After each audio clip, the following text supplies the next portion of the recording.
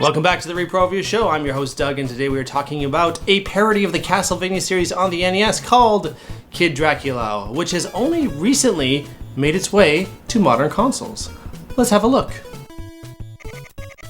Released in 1990 in Japan under the name Boku Dracula-kun, Kid Dracula is a parody of the Castlevania series and came out right between Dracula's Curse on the NES and Super Castlevania 4 on the Super Nintendo. It was released by Konami for the Famicom, but unfortunately was not localized and brought over to North America or Europe. It did get a port over to mobile devices in 2006, but who the heck would want to play that? And it has since been ported to modern consoles through the Castlevania Anniversary Collection in 2019. The version I have on the reproduction cart is a fan-translated version and is closer to the original release than the recent localization from Konami. This isn't the first game by Konami to spoof its own game series. 2 years earlier they released Parodius, the first of the parody series of Gradius. It was also not released in North America. Maybe they just thought we took our gaming too seriously. The version of Kid Dracula that made its way to North America back in the day was a Game Boy version in 1993, which is not a direct port but referred to as a remake or a sequel. The story of the game is extremely simple. The son of Dracula wakes up to find that a dinosaur named Galamoth proclaimed himself ruler of the land. So Kid Dracula, who also wants to be ruler of the land, goes to beat him up. Visually, at the beginning, Kid Dracula resembles Castlevania, but with the edges sanded off. Structurally, it should look pretty familiar, but everything is cuter. Kid Dracula himself has a great design and looks pretty iconic. That messy hair looks good on him. Everything has been given a cutesy facelift. Frankenstein's monster is cute, the bats are cute, the witches are making me feel things. It looks much more like a young kid's game than Castlevania. Not that young kids didn't play Castlevania, I could just see this one skewing even younger. Though actually it doesn't really stick too closely to the Castlevania theme for most of the game. You only traverse through Dracula's castle in the first level. After that you go through most of the staples of 8-bit platformer level tropes. There's a sky level, a water level, an ice level, a desert level, a city level. Kid Dracula is traveling quite a distance to beat this dinosaur up. The music is charming, and while not an instant classic, it's a great collection of chiptunes. The first level's music is a bouncy, fun version of a track from Castlevania 3, but I haven't actually played that one, so unfortunately the impact was lost on me. Boo me, boo! Funnily enough, Kid Dracula may be a Konami platformer, but it plays more like Capcom's Mega Man series. The Belmonts and their companions use whips, spears, and the like, but Kid Dracula uses a fire blast. And like Mega Man, after every stage you gain a new weapon or ability. Though, you progress through the game in a linear fashion and can't pick the order of the stages to play in. So it's not a rip-off, it's just a bit more of that feel. That being said, Kid Dracula doesn't quite handle as well as Mega Man. Our blood-sucking protagonist actually feels pretty sluggish, with no way to quicken his pace, and it can be difficult for him to pull off platforming that requires a substantial amount of precision. I kept having to remind myself to wade right to the very edge before jumping, or I would go falling down to my doom. It was unfortunately the way I died the most. The enemies didn't really provide much of a challenge, with many of them dying in a single shot, or maybe just one charged shot as we got deeper into the game. Though the trouble lies in the platforming plus the enemies. One thing many people complain about with the Castlevania series is that when you get hit, you go flying back, off into your death. Well, Simon Belmont's tumble is nothing compared to Kid Dracula's butt scooch backwards, which goes on for an awkwardly long time and can easily send you flying off an edge. While this wasn't a problem for most of the game, when it did happen, it felt cheap and a completely unnecessary setback. To Konami's credit, all the obstacles can be overcome after just a few tries, and the hitboxes are fair, so you always feel like you know where things went wrong. It's programmed well enough that though the platforming is dubious, it's clear what your objective is, and you don't have to worry about badly programmed platforms that you fall through. Everything works, you just wish that Kid Dracula handled more like Mario.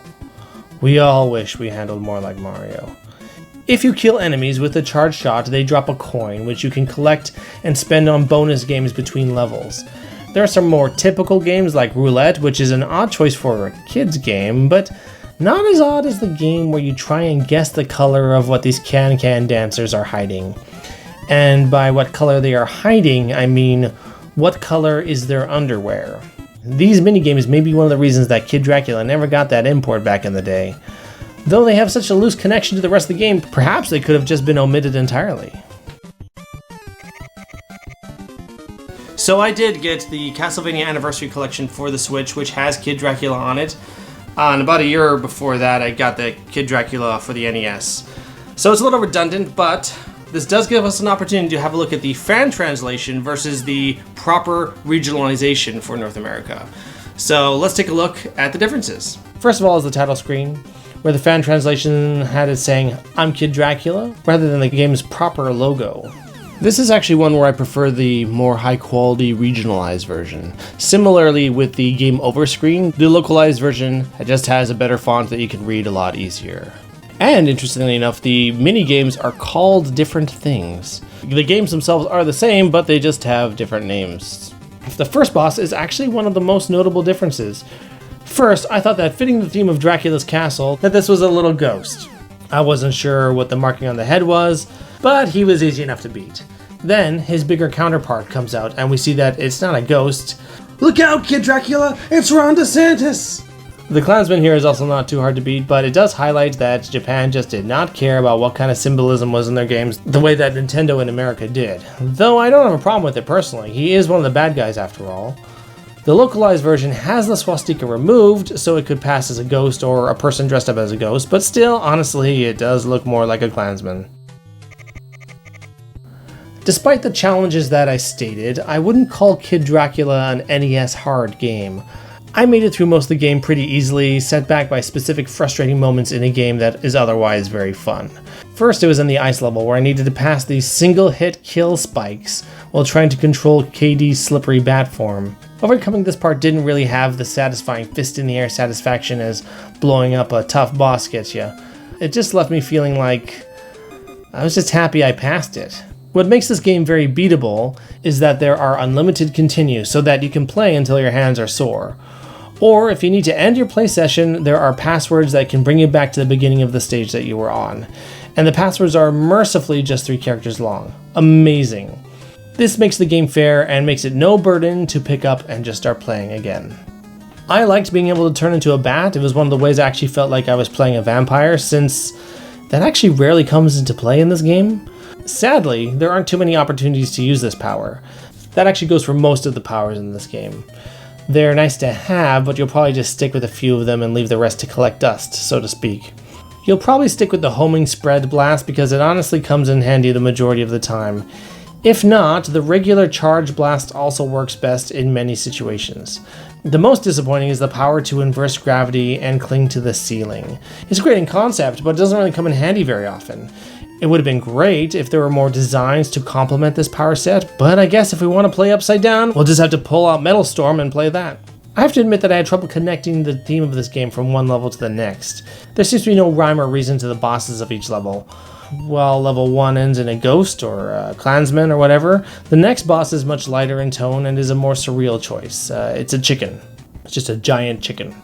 Then we have an octopus in a bubble, a dragon, who frankly I'm not convinced is actually trying to kill me, and most amusingly, Lady Liberty, who actually doesn't fight you, but forces you into a quiz game where you have to quickly answer questions and beat other contestants. The other contestants are this chicken here and this Klansman. The chicken sucks, but the Klansman has been studying up, so watch out. If you get 3 questions wrong or your opponent gets 3 right before you, you are promptly executed. Whew, Lady Liberty is not messing around. This is the benefit of the English patch, because if you just got a Famicom cartridge of Kid Dracula, not being fluent in Japanese would end your play session dead in its tracks unless you are extremely lucky or just Googled the right answers. I want to recommend this as a good game for kids, but there's a really tough sticking point, and that's the space elevator level. Because of Kid Dracula's sluggish platforming skills, this level is really frustrating, and I burned through life after life after life. And when you do make it to the boss, if you lose to him, you're stuck having to do the elevator all over again. This might be a bit too frustrating to recommend for kids these days, but I will say that it is a little more par for the course for games from the 80s and the early 90s. So if you're from that era of gaming, this probably won't surprise you. It just feels very uneven compared to the difficulty of what came before it. Kid Dracula is a fun little action game with loads of personality in its visual style. I wish it handled a little better for more precise platforming so that there wouldn't be so many unnecessary deaths, but making progress in the game remains fun and accessible. It's a shame that it took 30 years to arrive on North American consoles, but that's why repros like mine were embraced by fans. So in the end, I have to give Kid Dracula 4 out of 5 giant chickens. That is a good game for your collection. Thank you so much for watching the Repro Review Show. We'll see you next time.